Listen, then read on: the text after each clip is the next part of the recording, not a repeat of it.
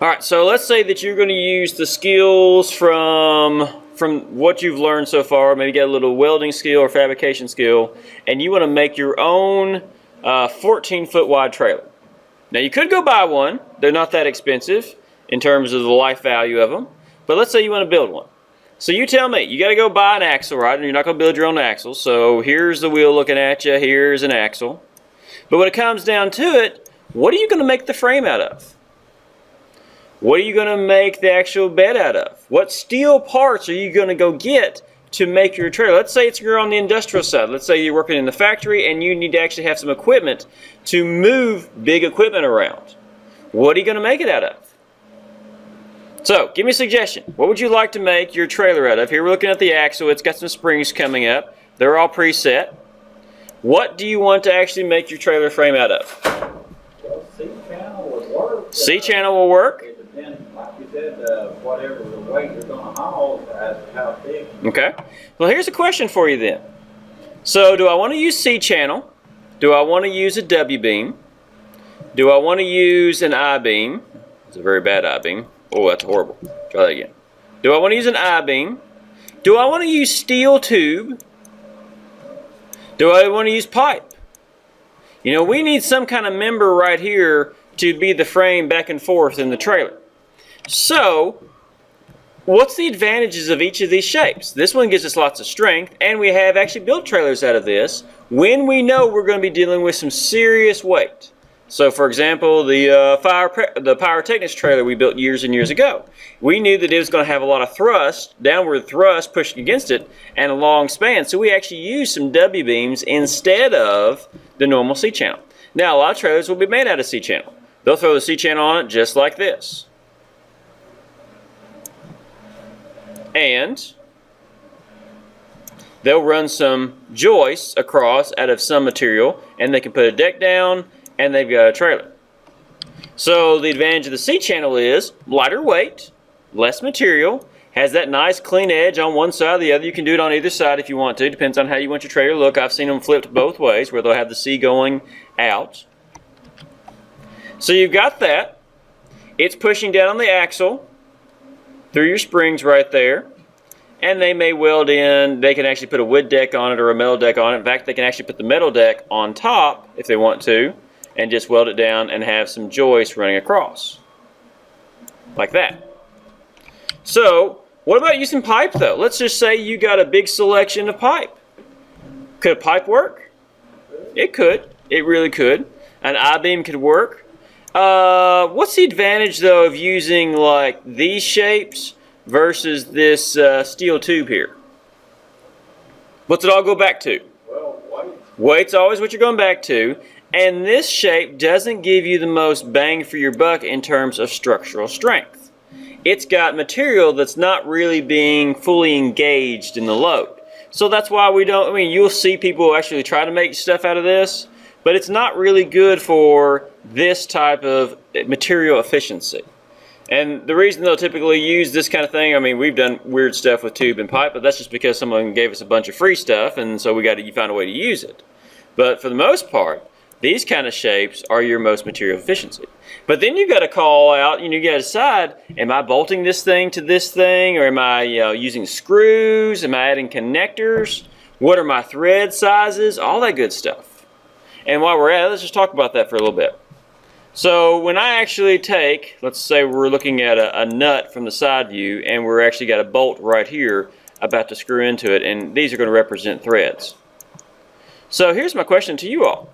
What mechanically actually happens to make a bolt and nut work? What's really happening? We use them all the time, but have you ever stopped to think, how does this actually work? The interlocking of the threads. Right. You've got a nut that's got a thread pattern, and you've got a difference in the terminology. So you've got a thread pattern on the inside of the nut, but you've got a thread pattern that matches it on the bolt, right? But here's the question, which one's internal, which one's external?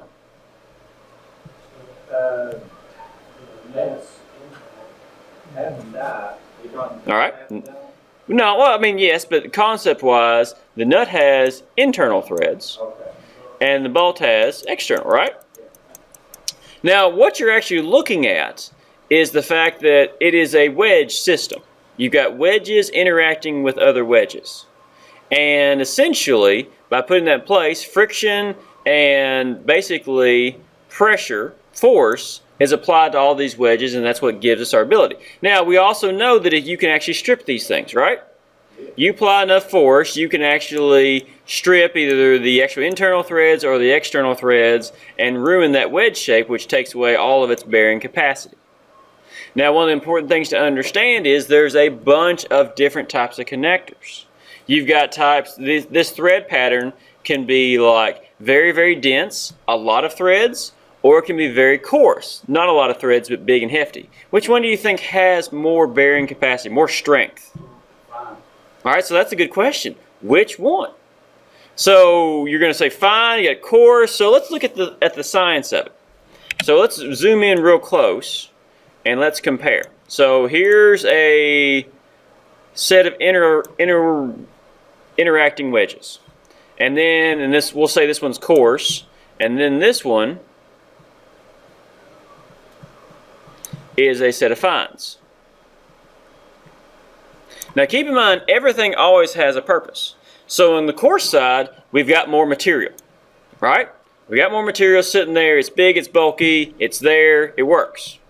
We've got less material, but we've got a lot more of them. Mechanical strength-wise, we'll typically get better results out of this because of the larger number of basically distributions of the force. So the force of this bolt trying to pull out against this thread is distributed across, let's say, 3 teeth. This one's distributed across 5 to 6. So even though they're smaller, they actually distribute more uniformly. And you can see that kind of factor in nature.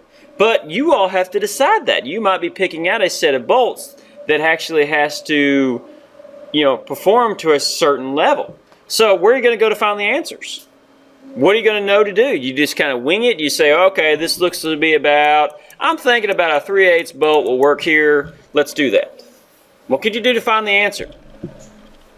Always remember, there's these things called load tables. So whenever you're picking out a part or trying to understand a shape or something, you can use the internet to actually just go find a load table or load chart for just about every mechanical component out there. There's load tables for W-beams. There's span charts for W-beams. There's loads. I mean, all these suppliers want you to use their products. So everything they can do to make it convenient for you, they're going to provide.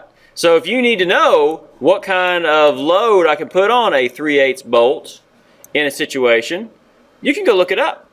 So if you actually know that you're going to be attaching a 10,000 pound winch to the side of a trailer system and it's got 10,000 pound capacity, what kind of bolts should you use to attach it? And let's say you're going to use 4 bolts. Oh, 4? Yeah, so you're going to use 4 bolts to attach a winch to the side of your trailer. There's 2 of them. Here's the winch. And this has a 10,000 pound capacity. Well, 4 are capable of 2,500 would work. That's right. So you would actually want to look into your load charts just to get a good size. And they may tell you 3/8 isn't going to cut it.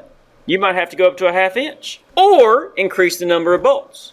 So it's important that you actually go and have a little familiarity. You don't have to be the expert on it, but just understand, instead of winging it, use the resources to go find some of this numbers to make a good decision. Keep yourself simple. Every time you drill a hole, it costs you money.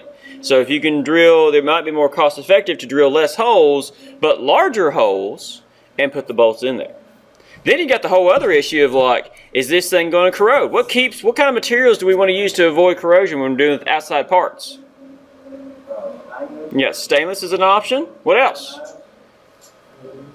Got aluminum, that won't corrode, although it would interact, and I'll talk about that in a second. But yeah, it doesn't have the same problem that steel does when exposed to water and oxygen. Galvanized. Yeah, galvanized coatings. You got the zinc coated, but they don't really last up. So a lot of different ways you can actually spec out and understand materials and connectors. And you have to consider stuff. Now, the interesting thing about aluminum is you get a little something called galvanic action. So let's say I take aluminum. Ever heard of, Anybody deal with the marine industry before? Ever seen like some boats get all green, boat motors get all green and funky? Anybody ever seen that? All right, seen that? They're actually, if you actually look at an outboard motor, they will typically have something in this, and I'm getting to a point here, this will actually connect. Let's say you're looking at the outboard motor, here's the prop looking at you. They're gonna have a little piece of material right in this zone. Ever notice that? What's that for? You'll see it next time. Next time you see an outboard motor, you'll see it. Exactly. It's a component, it's a sacrificial component. It's designed to account for the fact that you have electrolysis, basically different materials interacting and reacting with each other. Now, we don't have so much of an issue in fresh water, but it can still happen when you get into brackish water, where this thing sort of attracts that problem to keep it away from these components. So that's what little thing's out there for. But for example, if you take some aluminum and you bolt it down to a steel plate and you give it plenty of sunlight and water and everything, guess what you're going to have? You're going to have galvanic action, where basically electrons between the two materials are starting to flow and are starting to have a seriously corrosive effect. So what's our solution? If we have to use a piece of aluminum and we have to use a piece of steel, what do? We separate them with some kind of, for example, washer or other component. This is where you see some of that nylon washers used. Whenever you see somebody throw in some plastic washers or those kind of things, it's typically material separation. That's the big issue. Case in point, let's say you actually use, actually if you've ever done any roofing, you'll notice they actually have aluminum nails. That's to avoid the rusting factor, but you also have to watch what you nail those aluminum nails into, because you'll get galvanic action. Another case is like if I take a big old steel bolt and I'm going to bolt it to aluminum plate, I'll probably use like a steel washer and then an aluminum washer, and then there's your aluminum, and I'll do the exact same thing on the other side to keep the steel from interacting with the actual aluminum, just because of that. So it's not like you have to be experts in material science or anything. It's just you need to be a little bit of aware. So if you go pick out some parts from a magazine or book or McMaster-Carr or the internet, you understand a little bit about what kind of information matters to you. Thread count matters, bolt size matters, material matters, and performance matters at the end of the day. And again, since they want you to buy their stuff, they are more than happy to put these kind of things out there. For example, let's just look it up real fast. Let's look up bolt load chart. Oh, I've got a bolt load calculator already popping up for me. We'll go for a chart real fast, because those are fast. So Fastenal, hey, look, Fastenal will give you all kinds of technical references for what you need. It never hurts to have one thing on file. They'll even explain how all this stuff works. And let's scroll on down. Let's just skip to the good stuff. Here's some charts. And they'll actually give you, this is actually in metric, but they'll actually give you the load capacities of the materials. Oh, look at this one. Here we go. We've even got the actual dimensions of everything you need to know about these hex nuts they sell. And you can actually find out your washers. These are plain carbon washer, which carbon is your issue with corrosion interacting. And let's see, you can actually find socket head types. Most people don't realize how many different types of connectors are out there. It's amazing. Countersunk, everything that you want is all here. Load capacities, how much they can handle, and how much you might have to torque them to get maximum performance. By the way, a little side note for you on some steel stuff.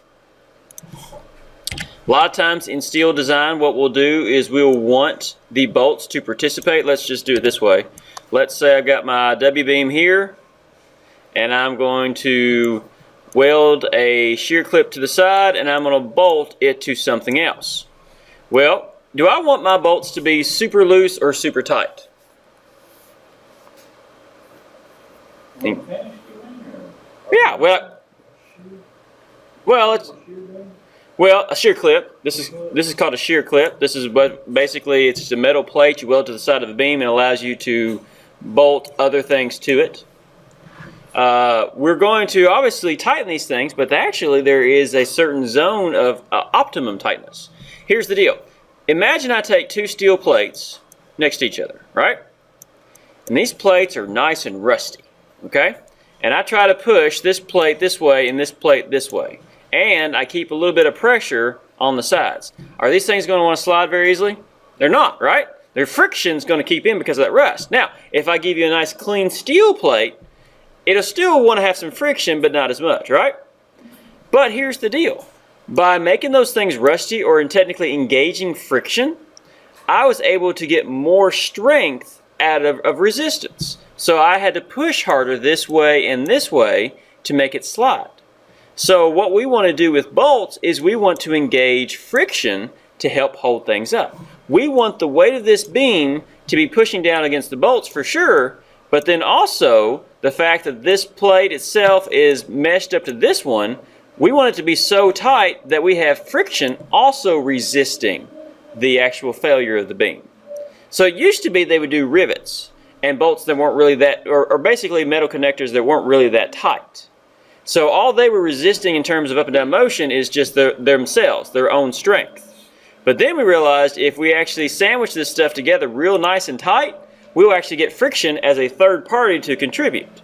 So that's why when you're tightening stuff down in terms of steel fabrication, make sure you are tightening it down. Now there's a certain level where you can over tighten and actually fracture it, and that's not as good, but we want these things as tight as we can without reaching that point. So they often refer to that as bolt stressing or bolt pre-stressing, those kind of things. Not pre, but actually bolt force stressing those bolts to engage as much friction as you can right up to the point where the bolt's about to actually break on you. So a little side note for you there, but it all matters. Yep. And with that, you should have a torque specification. Exactly. That's what the torque specification is designed to establish. You torque this bolt up to the point where mathematically they know it's not going to break, but it's going to give you the maximum amount of friction to help hold all this stuff together. That's what you're going for. Questions? All right, so that's what this lesson's all about, is helping you understand what all's out there, being able to identify it, and understand that you've got resources out the wazoo to make all this work for you. Questions? Yep, go ahead. And as we were saying a minute ago, Boone's reasoning was correct in the thicker, the coarse thread being thicker. Yep. But if you compare them in the pitch, which means the number of threads per inch or however you want to calculate, naturally a fine thread is going to have more. But like you said, there are so many different ones that you can actually, coarse could be better, or fine could be better. It depends on all that. All those factors play into the fact of part selection, which you all may be responsible for on the job. You might be having to pick out stuff, especially if you do a lot of custom work.